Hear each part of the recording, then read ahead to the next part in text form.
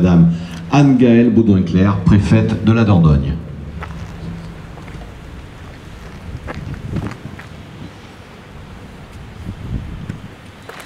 La République française témoigne sa reconnaissance envers les rapatriés, anciens membres des formations supplétives et assimilés ou victimes de la captivité en Algérie pour les sacrifices qu'ils ont consentis.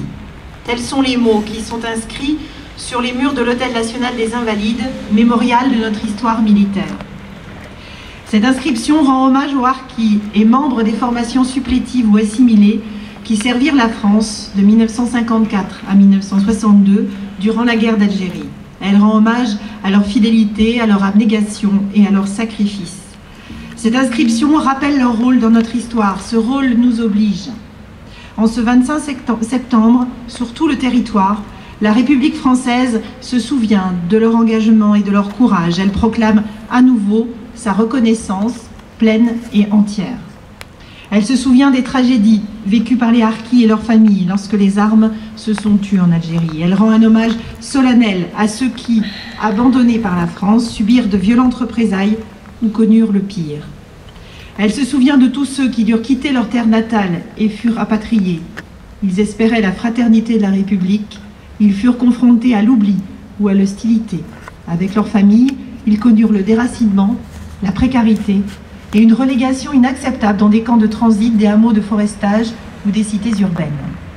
Aujourd'hui, la France regarde son passé en face et fait sienne l'exigence de vérité. Par ses plus hauts représentants, par les lois adoptées, notre nation a reconnu à plusieurs reprises les sacrifices consentis et les souffrances endurées par les harkis. Elle a reconnu avoir manqué à son devoir de protection et d'accueil envers ceux qui lui avaient fait confiance, ceux qui l'avaient choisi. Cependant, 56 ans après la fin de la guerre d'Algérie, les blessures et les attentes restent fortes. Nous ne pouvons accepter ni l'indifférence, ni l'exclusion, ni la stigmatisation. C'est pourquoi la demande du président de la République, des mesures nouvelles vont être prises pour la mémoire des harkis, pour leur reconnaissance et aussi pour certains de leurs fils et filles qui peuvent connaître encore aujourd'hui les situations les plus difficiles du fait de cette histoire si singulière. Le souvenir des harkis doit demeurer dans la mémoire nationale et y occuper une place particulière. Il nous faut parachever la reconnaissance et renforcer la solidarité envers ceux qui ont tant souffert d'avoir aidé la France, de l'avoir aimée. Le président de la République aura prochainement l'occasion de l'exprimer personnellement et solennellement. Par cette journée nationale d'hommage, c'est notre attachement profond et sincère que nous voulons redire à ces hommes, à ces femmes et à leurs enfants. Aux harkis, la France est reconnaissante.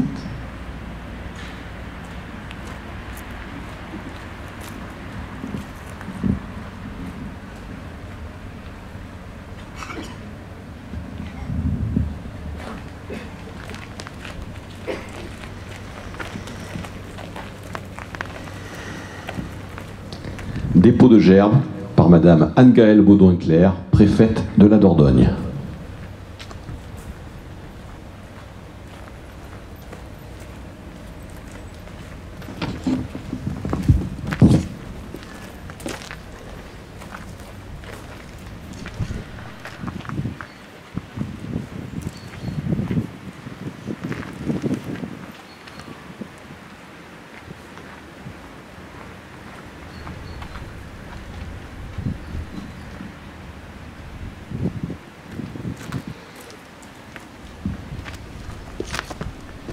Par Madame Mireille Borde, vice-présidente du conseil départemental, représentant Monsieur Germinal Perrault, président du conseil départemental.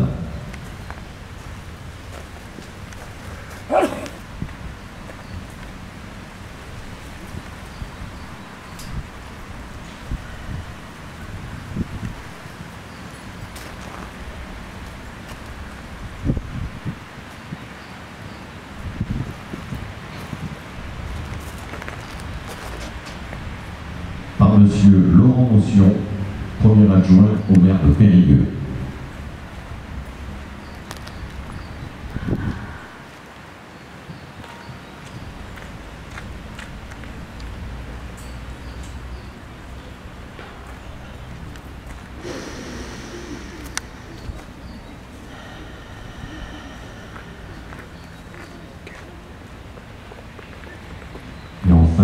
recueillement par M. Hamid Kemache, président de l'association départementale Harkis Dordogne, Veuves et Orphelins.